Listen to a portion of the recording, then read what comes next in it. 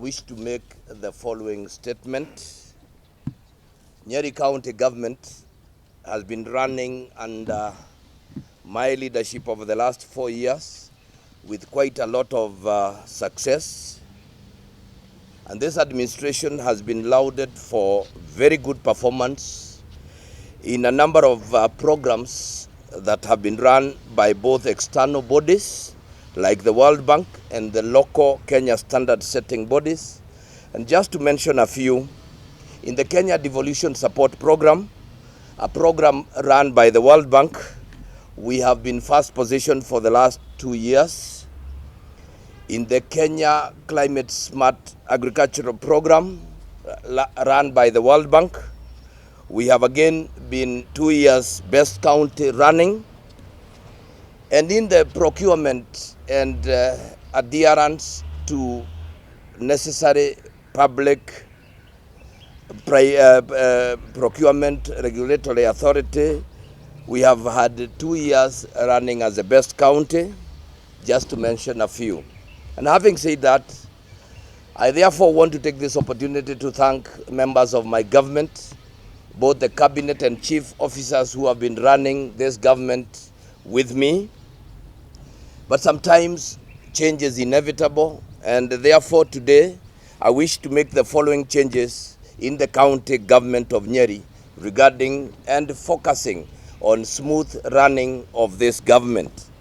In terms of CECs or ministers, I would want to mention and say the following. Dr. Kwai Wanjaria Daniel, who has been the CEC lands, will immediately move to be the new CEC in health. And Dr. Rachel Kamau, who I have a lot of gratitude with, who has been working relentlessly to ensure that health, which is very, very close to my heart, has been running very well in Nyeri County, will take a 45-day leave to rest and recharge. Mr. Robert Thuo, who is the CEC Finance, will immediately take over the lands and physical planning in acting capacity. Ms.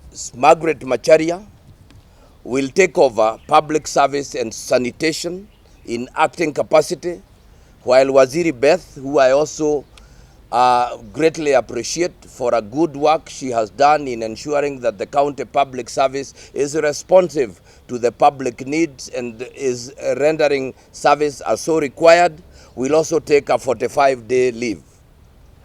In terms of chief officers, Adan Adin, who has been in trade and tourism and also cooperatives, will move immediately to health to take over from Mr. Newton Wambogo, who has worked also relentlessly and very, very committedly with Dr. Rachel. Mr. Newton Wambogo has expressed the need to seek greener pastures elsewhere and has therefore tendered his resignation, which I have gladly accepted, despite him having been a key component in my government. Mr. Mwangi Kamanja, who has served both as chief officer in water and has been chief officer in governor's office, will immediately move to gender, youth and social services, where he will work under CEC Esther Ndongo, while Mr. George Mwangi, who has been working as a newly appointed chief officer in gender, youth and social services, will immediately move to trade and cooperatives and tourism. All these changes are meant to enhance performance, and the changes will take place immediately. Further, I promise that in the next 1 week or so, we'll be also asking other officers who have very many pending days in terms of leave to proceed on leave to ensure that they also recharge and they also take a deserved rest. Thank you, ladies and gentlemen. If there are any questions, I can take them. We are releasing them to have to recharge and to take a rest.